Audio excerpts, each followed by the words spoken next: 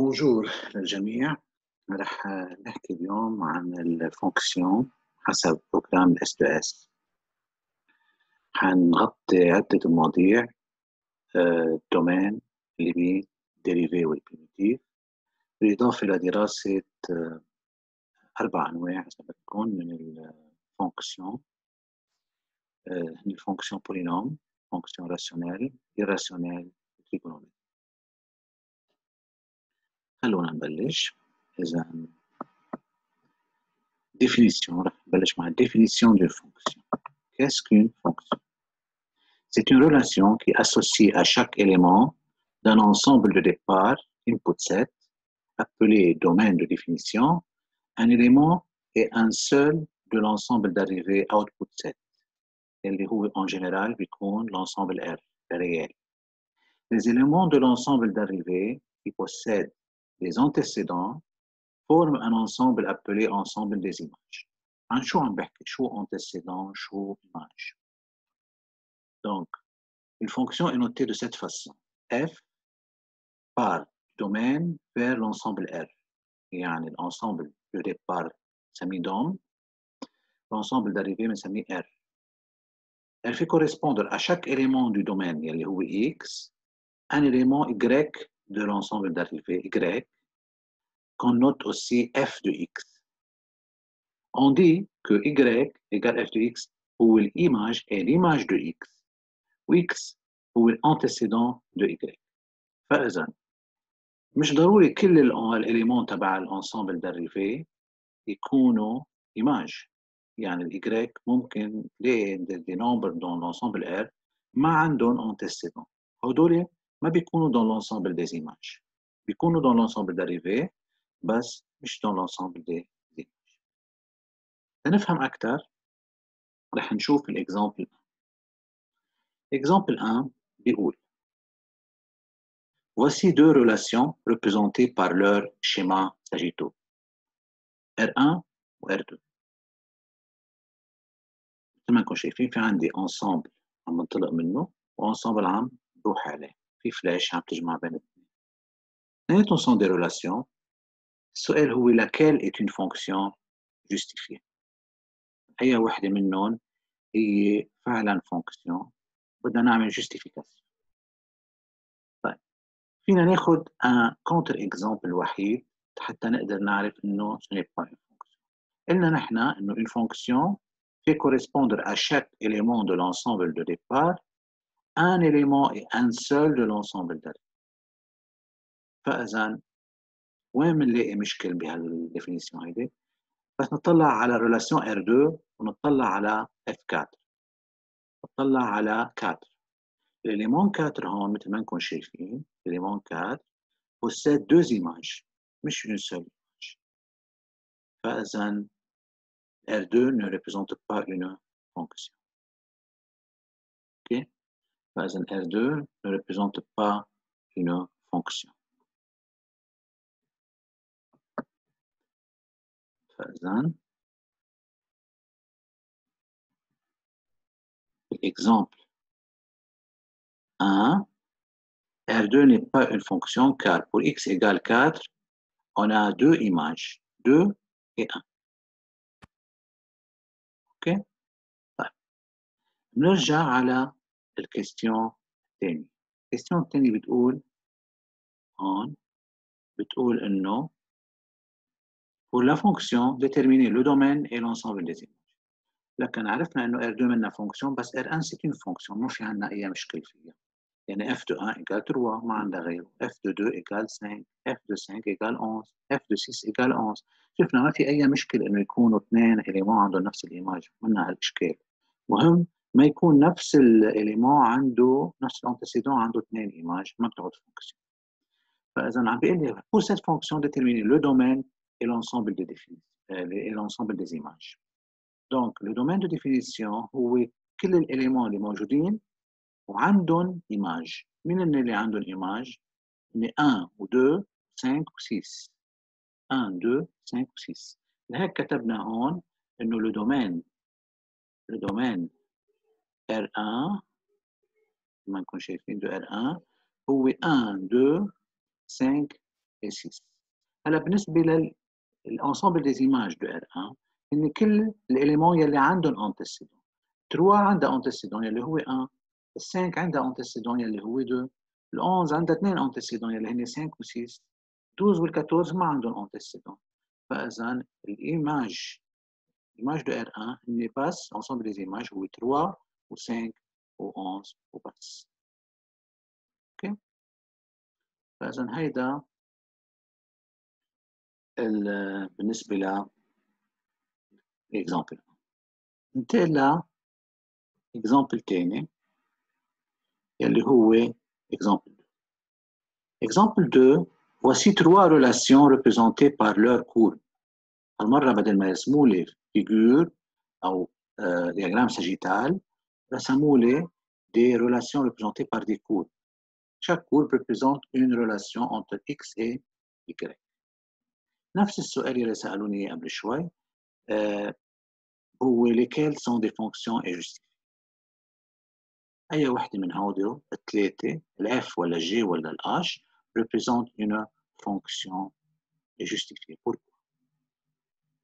كمان هون بدنا نفتش على contre exemple يعني نحاول نلاقي élément le x عنده 2 y عنده 2 images. هالشيء ما بنلاقيه بالفونكسيون f لأنه إذا رسمنا une verticale هون elle coupe la courbe une seule fois. بينما هالشيء بنلاقيه بالj. إذا رسمت هون une verticale elle va couper le courbe représentatif de G en 2 points distincts. Donc, ce n'est pas une fonction. G n'est pas une fonction. بالنسبة ل H, qui est une droite, كمان إذا رسمت une droite verticale, elle va couper cette droite oblique une seule fois, et par suite, c'est bien une fonction. فإذا F et H sont des fonctions, alors que G n'est pas une fonction. فإذا شو رح نقول بالنسبة للإكزامبل هون؟ فإذا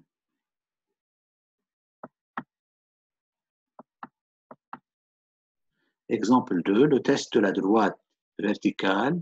Si cette droite coupe la courbe 2 fois ou plus, alors la courbe ne représente pas une fonction. جربنا هذا الشيء عند البوان هون. جربناه على G مثلا. On a choisi un point qui a 2 images. هون. شو عملنا؟ Si G ne représente pas une fonction, contre-exemple, donc f de 2 égale 1 ou 4. On f de 2 فيها تكون 1 فيها تكون 4. هلا بوان كنت أخذته بين ال 2 وال 4 يعني f de 3 كمان حنلاقي 2. ما بعرف قديش نقول précisément بس بنلاقي 2. فإذا ce n'est pas une fonction بينما ال f وال h sont des fonctions. السؤال اللي بعده بيقول لي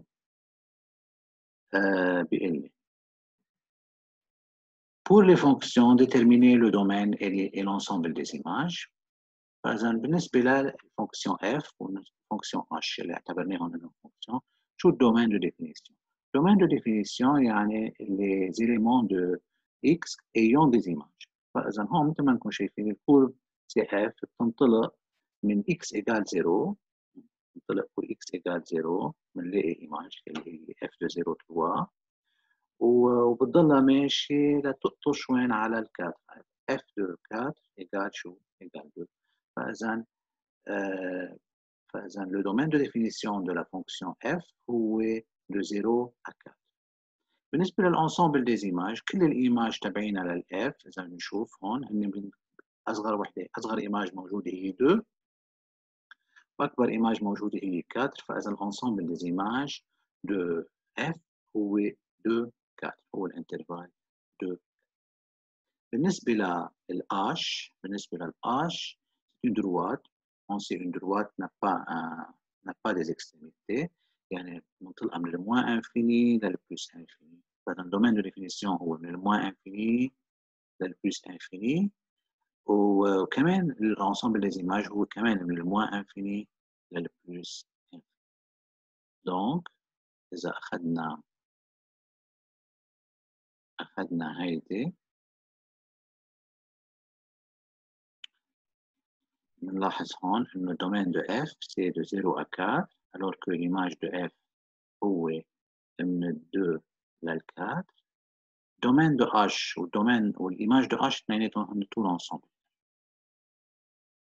Okay. On passe à l'exemple 3.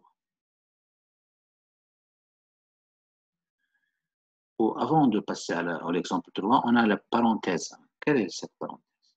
On a déjà dit ici que la droite, qui est représentée par la fonction h ici, est une fonction. Donc, est-ce que toutes les droites représentent des fonctions? C'est une question. Est-ce que toute droite quelconque représente une fonction? En fait, il y a un seul type de droite qui n'est pas une fonction. Ce sont les droites verticales. On a déjà dit que le test de droite verticale permet de distinguer entre une fonction et une non-fonction. Donc, dans ce cas, une droite verticale n'est pas une fonction parce que pour une seule valeur de x, ici, je peux trouver une infinité de valeurs de y.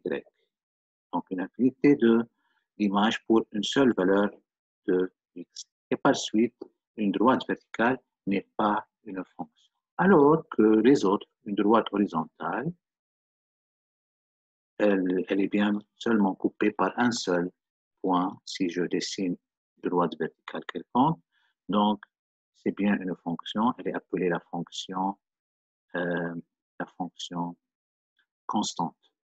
Pour une droite comme des deux ici passant par l'origine, ou une droite T1 oblique ne passant pas par l'origine, aussi on peut voir que une droite verticale peut les couper une seule fois et par suite représente bien des fonctions.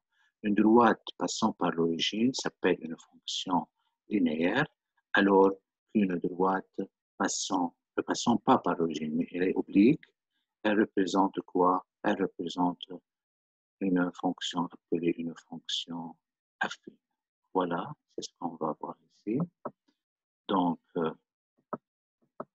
pour la parenthèse 1, une droite verticale x égale c n'est pas une fonction car f de c égale n'importe quelle valeur.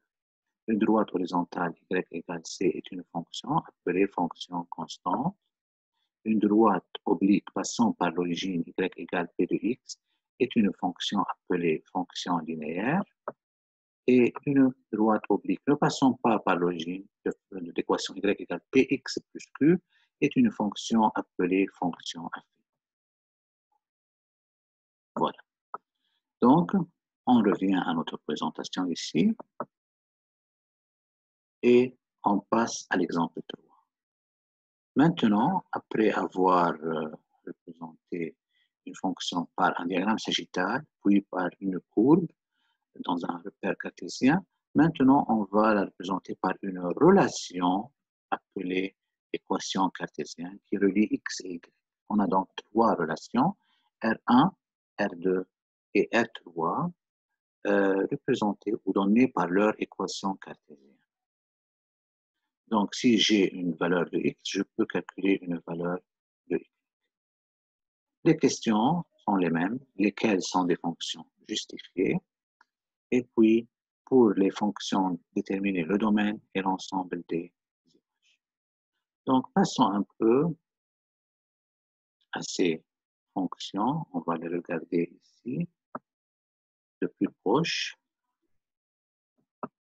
Donc, la première, R1, x carré plus 2x moins y égale 0, je peux l'écrire sous forme fonctionnelle. Y égale f de x égale x carré plus 2x. Pour R2,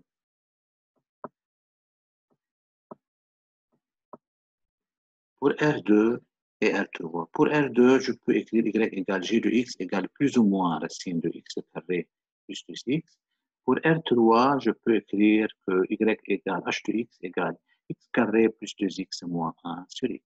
C'est seulement par réarrangement algébrique des équations cartésiennes. J'ai essayé de trouver y en fonction de x.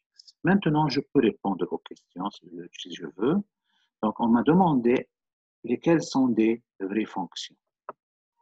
R2 n'est pas une fonction, car une seule valeur de x donne deux valeurs de y. Donc, vous voyez ici, y égale plus ou moins. Donc, si je mets ici une valeur de x, j'aurai deux valeurs de y, plus ou moins. Donc, ce n'est pas une fonction. Alors que pour les autres, il n'y a pas de problème.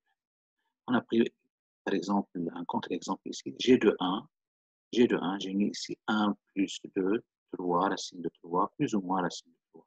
Donc, g de 1 égale plus ou moins racine de 3, donc on a deux valeurs de y pour une seule valeur de x, donc ce n'est pas une fonction. Pour les domaines de définition, pour R1 qui est une fonction polynomiale, une fonction polynomiale, vous savez, x carré est définie, on peut calculer x carré pour toute valeur de x, on peut calculer 2x pour toute valeur de x, par suite, y, je peux la calculer pour toute valeur de x, il n'y a pas de problème. Donc, le domaine de R1 est tout l'ensemble R. Pour R3, je peux calculer y pour toute valeur de x, sauf celle qui va annuler le dénominateur. Je ne peux pas diviser par 0. Et par suite, l'ensemble de définition de h de x, si vous voulez, ou R3, est tout l'ensemble R moins le singleton 0, sans le 0. Pour les images maintenant. Pour les images. L'ensemble des images. Et si y égale x carré plus 2x, si j'ajoute plus 1 et plus 1 de part et d'autre de l'égalité, donc y égale x carré plus 2x, y plus 1 égale x carré plus 2x plus 1 égale à x plus 1 au carré. Ce qui est un carré parfait, qui est toujours positif ou plus grand ou égal à 0. Par suite, j'ai y plus 1 plus grand ou égal à 0, y plus grand ou égal à moins 1. Par suite, y ne peut pas avoir des valeurs inférieures à moins 1. Et l'ensemble des images de R1, c'est de moins 1 jusqu'à plus infini. Maintenant, pour R3. Pour R3, qu'est-ce qu'on a? On a, pour chercher l'image de R3, je reviens à l'égalité x carré plus 2x moins xy égale à 1. Je réarrange pour avoir un trinôme de second degré x carré plus 2 moins yx moins 1 égale à 0. Je calcule le discriminant delta.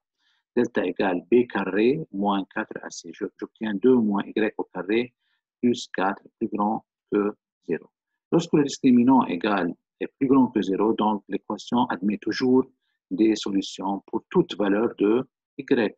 Donc, pour n'importe quelle valeur de y, on peut trouver deux valeurs de x qui permettent de l'obtenir. Par suite, l'ensemble des images de R3 est tout l'ensemble, parce que je peux obtenir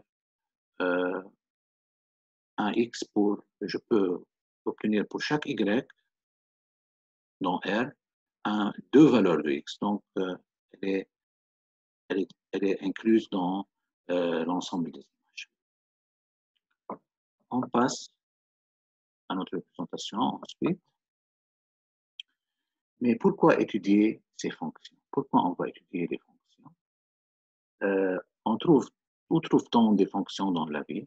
En fait, c'est une question un peu bizarre, mais la réponse est plus bizarre encore. Les fonctions se trouvent partout dans la vie.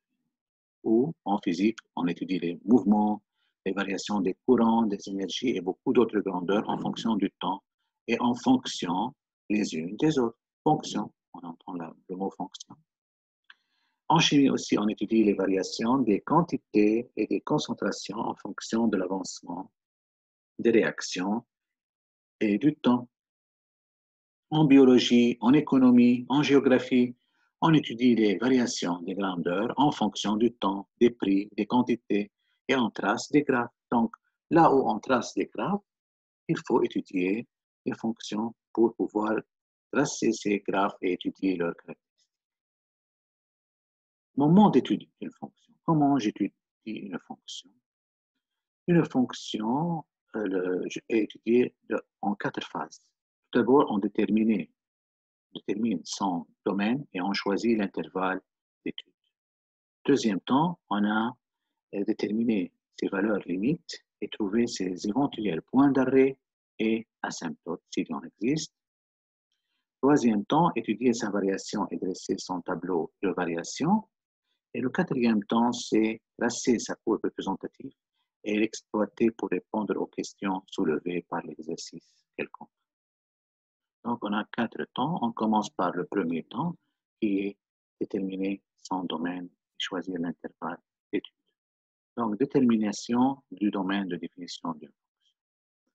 Souvent, le domaine est donné, sinon il faut le déterminer en tenant compte de 3 faits. Donc, souvent, on nous donne le domaine. الأحيان بيعطوكم هم الدومين بيوفروا عليكم.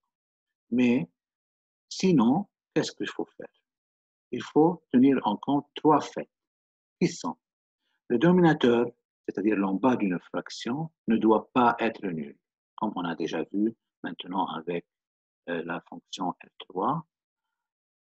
Un deuxième fait, c'est que le dedans d'une racine carrée doit être positif ou nul. Doit être positif ou nul. Et enfin, certaines fonctions nécessitent des arguments vérifiant certaines conditions. Par exemple, tangente plus ou moins pi sur 2 n'est pas définie. Donc, il y a certaines fonctions, comme la tangente par exemple, elle ne peut pas accepter plus ou moins pi sur 2 dedans. Donc, si j'ai une fonction, par exemple, tangente de x, il faut avoir un x différent qu'un multiple impair de pi sur 2. De k plus 1, pi sur 2, est un multiple impair de pi sur 2, c'est-à-dire plus ou moins pi sur 2, plus ou moins 3 pi sur 2, plus ou moins 5 pi sur 2. Toutes ces valeurs, si vous essayez, par exemple, si vous essayez ici par exemple, de mettre quelque chose, voilà. Si j'essaye d'écrire tangente, par exemple, de pi sur 2, c'est quoi pi sur 2? En fait, pi sur 2, c'est 90 degrés. Et voilà, c'est en radian, je pense. Donc, on va essayer de l'écrire ça en radian. Donc, le pi, où est le pi là, dans cette calculatrice?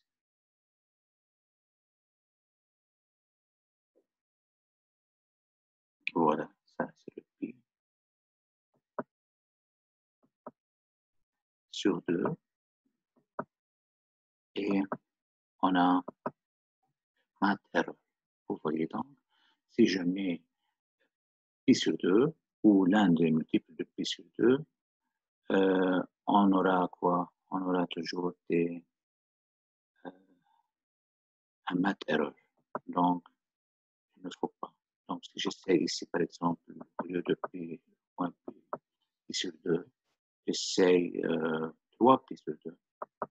J'aurai la même erreur. Donc, c'est pour ça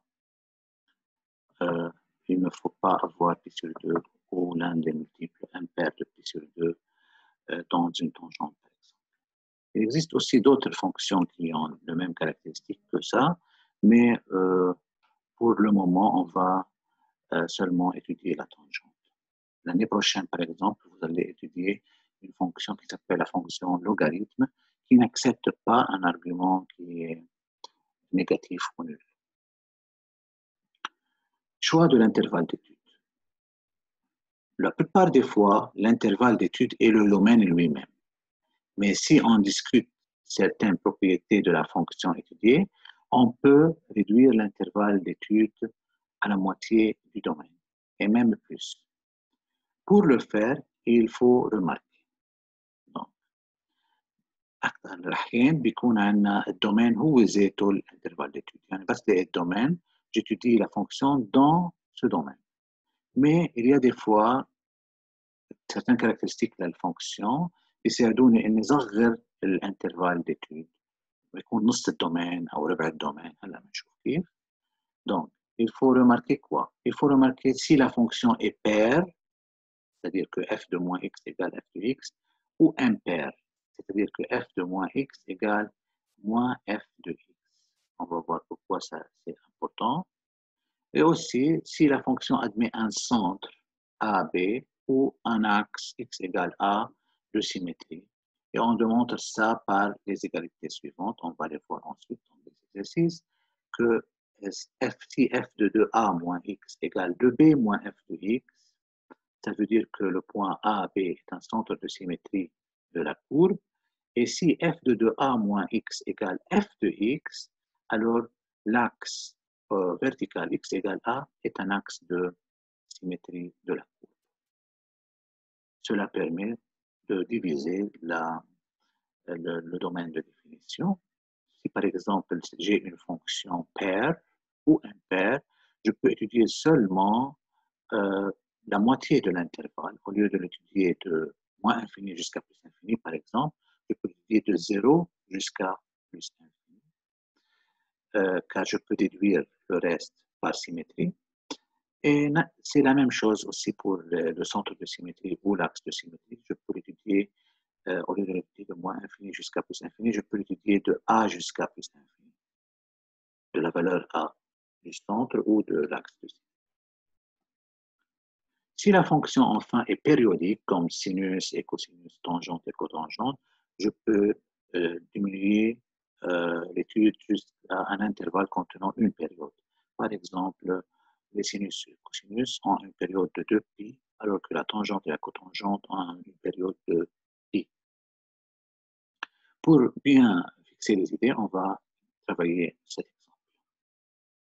On considère les trois fonctions f de x égale x carré plus 2, g de x égale 1 sur x cube moins 4x, et h de x égale 5 sinus 6πx plus π. Voilà, on va essayer de répondre aux questions. Déterminer le domaine de définition de ces fonctions. On va essayer de déterminer le domaine de définition de ces fonctions. Voilà, on va essayer ça. Donc,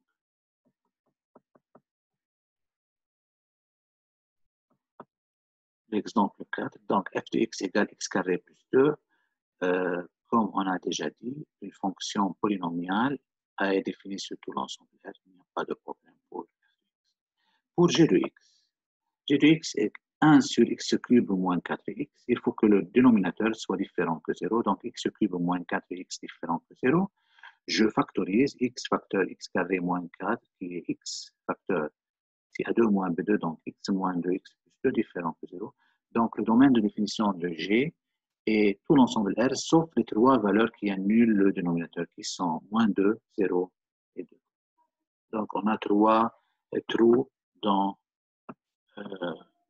son domaine. Ensuite, h de x égale 5 sinus 6πx plus π. La sinus est définie sur tout l'ensemble R. Je peux, au contraire de tangente, on a vu, il n'est pas possible de calculer tangente de pi sur 2, mais pour la sinus, je peux calculer tout ce que je veux. Par exemple, ici je remplace la tangente par, si vous voulez, par sinus. Voilà, je peux calculer, il n'y a pas de problème, moins 1. Je peux ici mettre ce que je veux. Par exemple, si je veux mettre 3000, 300 000 pi sur 2, j'aurai 0 par exemple, il n'y a pas de problème. Donc, j'aurai tout ce que je veux. Je peux mettre ce que je veux ici. Moins million. Voilà, j'ai toujours une valeur. Donc, la sinus et la cosinus sont définis pour toute valeur de x. Il n'y a pas de problème. Ensuite, si on revient pour voir les autres, l'autre question qui est étudier la parité de ces fonctions ainsi que la périodicité de h de x. On va étudier donc la parité, est-ce qu'ils sont paires ou non, impaires, ces fonctions, et étudier leur périodicité. Est-ce qu'ils sont périodiques ou non, seulement pour h de x, car elle contient un sinus. Donc, voyons là, f de x, f de moins x égale moins x au carré plus 2, x carré plus 2, donc elle est égale à f de x. Lorsque f de moins x égale f de x, donc c'est une fonction R. Pour ensuite, pour g de x, g de moins x égale, on effectue le calcul, je trouve qu'elle est égale à moins g de x. Donc, dans ce cas, c'est une fonction impaire. Enfin, pour g de x, h de x, h de moins x égale, comme vous voyez là, 5 sinus 6 pi moins x plus pi. Donc, moins 6 pi x plus pi. On sait qu'une fonction, que les fonctions sinus, on a un sinus de moins alpha égale moins sinus alpha. Donc, je peux faire sortir le négatif en dehors. J'aurai sinus 6 pi x moins pi. Et je peux ajouter 2pi parce qu'on a déjà dit que la sinus possède comme période 2pi. Donc, si j'ajoute 2pi, je retranche 2pi dedans, je ne change rien. Donc, j'aurai enfin moins 5 sinus 6pi plus x plus pi. Donc, j'aurai moins h de x. Donc, c'est une fonction impaire. C'est toujours enfin le cas pour les sinus en général. Les sinus sont des fonctions impaires, alors que les cosinus sont des fonctions. Alors, ensuite, on va étudier aussi la périodicité de h de x. Donc, h de x est une fonction impaire. Maintenant, je vais étudier la périodicité de h de x. J'écris h de x plus t, une certaine période t. Ça veut dire 5 sinus, je remplace x par x plus t et je développe. J'aurai donc 5 sinus 6 pi x plus 6 pi t. Donc, je sais moi que la sinus a pour période 2pi. Donc, il faut, si je veux que ça ne change rien, je dois avoir 6 pi t égale à 2pi. Donc, je dois avoir 6 pi t égale à 2pi. La suite t égale 1 tiers. Donc, c'est bien ça ce que je veux. Donc, la période de h de x est 1 tiers. Pour la troisième question, on a choisi les intervalles d'étude convenables pour chaque fonction. On va essayer de trouver les intervalles d'étude convenables pour chaque fonction. Donc, je commence par la première, intervalle d'étude. Donc, pour f de x qui est impair, on peut l'étudier dans la moitié positive du domaine, c'est-à-dire de 0 plus infini. Au lieu de l'étudier dans tout l'ensemble R, on complète la courbe par symétrie suivant l'axe Y', O, Y. Pour comprendre ce que je dis, je vais essayer de tracer cette courbe sur la calculatrice ici. On passe donc au graphique et j'essaie de dessiner la courbe de x carré plus 2. Donc, x carré plus 2. Et je dis que je vais dessiner.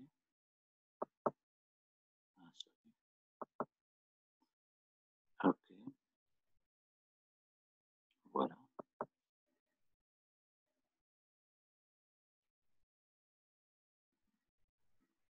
Draw.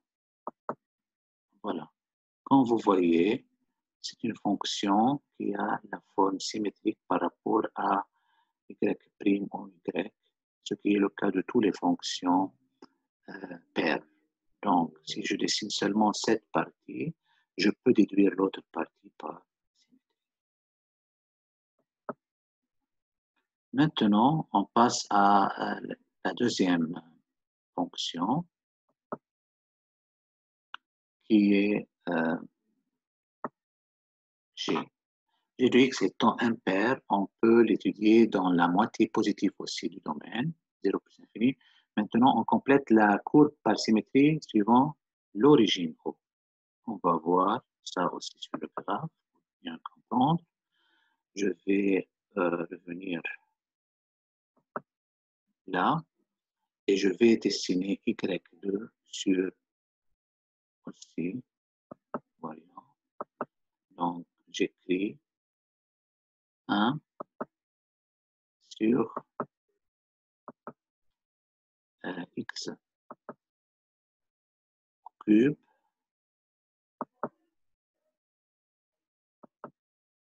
moins,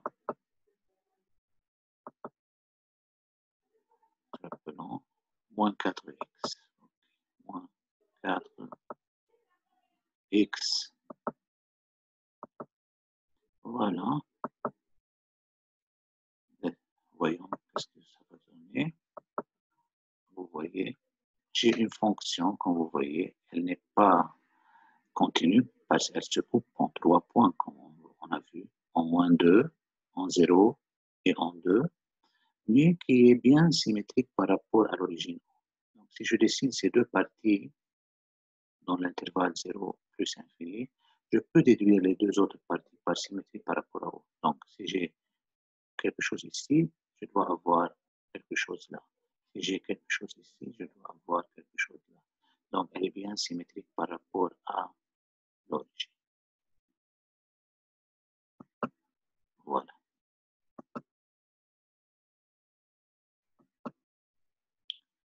Enfin, on va passer à la troisième courbe et choisir un bon intervalle d'étude. H de x étant périodique de période t égale 1 tiers, on peut l'étudier dans l'intervalle. Si je veux l'étudier dans un intervalle centré en haut, c'est moins t sur 2, donc moins 1 sixième et 1 sixième. En plus, h de x étant impair, on peut l'étudier seulement dans la moitié positive du domaine h égale 0, 1 sixième. On complète la courbe par symétrie suivant l'origine O. Aussi, on va essayer de visualiser ça. On passe au graphe.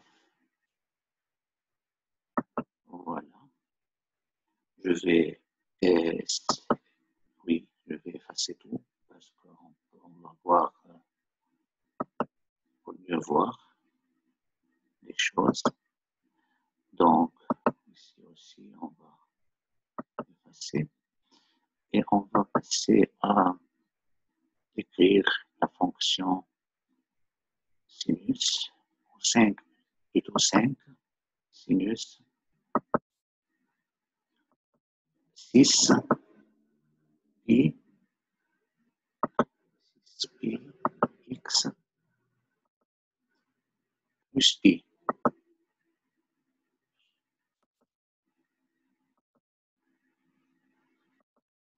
OK. Voilà. Essayons de dessiner. Oh. Vous voyez, c'est une fonction périodique qui monte et je vais essayer de changer la fenêtre pour mieux voir les choses. Voilà. Le fenêtre là, je vais commencer seulement de moins 1 jusqu'à plus 1. C'est suffisant, je pense, pour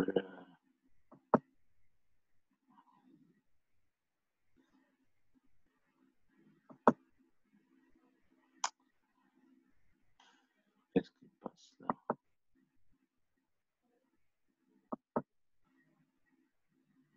Essayons de dessiner. Vous voyez, on va changer aussi encore. Ici, on va mettre moins 6 plus 6. Et Dessinons ça. Okay.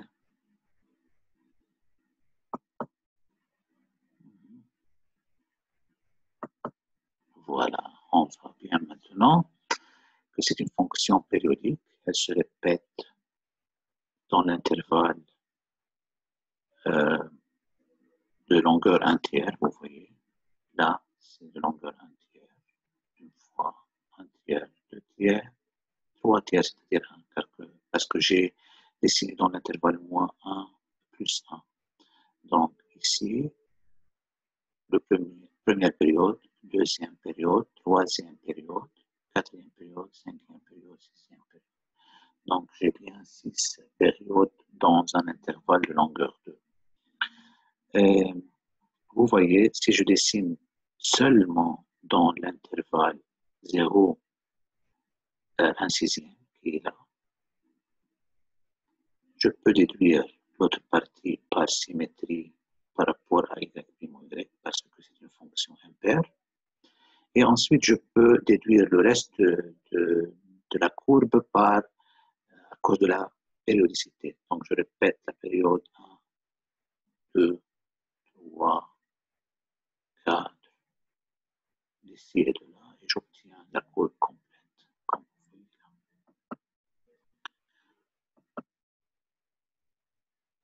Voilà, ça permet de trouver les intervalles d'étude.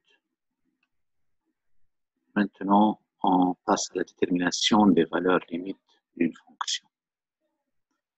Pour les fonctions, les valeurs limites des fonctions, tout d'abord, le domaine de définition étant déterminé, on peut l'écrire, comme vous savez, on peut l'écrire sous forme d'un intervalle ou une réunion d'intervalles. Tout l'ensemble R qui s'écrit domaine moins infini plus infini, par exemple, si il manque une valeur A, je peux l'écrire de cette façon, moins infini jusqu'à A ouvert, union A jusqu'à plus infini, aussi ouvert. En général, on peut l'écrire sous forme d'une réunion de plusieurs intervalles d'un. OK. On distingue donc 6 types de bornes possibles. Soit on a un moins infini qui est à gauche et qui est ouvert. On a A ouvert à gauche, A fermé à gauche, B fermé à droite, B ouvert à gauche et plus infini qui est toujours ouvert à droite. Donc, ces 6 types aussi sont classifiés en 3 catégories. Soit les bornes infinies qui sont toujours ouvertes, soit les bornes finies ouvertes, soit les bornes finies fermées. Dans tous les cas, il n'y a pas de problème pour les bornes fermées. On peut calculer les points de coordonnées A, F de A, B, F de B, et on dit qu'ils sont des points d'arrêt. Maintenant, il y a quelque chose qui est un peu n'est pas concret. On va le voir lorsqu'on fait des exercices. Pour les autres, pour les bornes ouvertes, soit les infinis, soit les finis. On utilise le calcul des limites pour trouver. Donc, je trouve la limite de f de x lorsque x tend vers moins infini. Je peux trouver la limite de moins infini. De a 0 plus 0 plus, a plus 0 moins, c'est-à-dire avant de b un peu, soit x2 plus infini. Donc, ce sont des limites. Et le calcul de limite repose sur 2 principales limites qui sont limite lorsque x tend vers 1 sur x, c'est 0, et limite lorsque x tend vers 0, c'est plus ou moins infini. Vous voyez, ce n'est pas un 0 exact, car il n'y a pas un nombre qui s'appelle plus infini, c'est une limite, c'est un nombre très grand. L'interprétation des limites et détermination des asymptotes. Maintenant, selon la nature des limites, on déduit. Si limite de f de x, quand x tend vers a, est un point, est un nombre c, donc les deux sont finis, le a, x est fini, y est fini, donc le point AC est un point d'arrêt. Si c'est plus ou moins infini, on dit que x égale a est une asymptote verticale. Si la limite sur l'infini égale un nombre c, donc c'est une asymptote horizontale, y égale c. Et enfin, si les deux sont infinis, il y a possibilité d'une asymptote qu'on appelle une asymptote oblique. Comment je fais pour déterminer s'il y a une asymptote oblique ou non?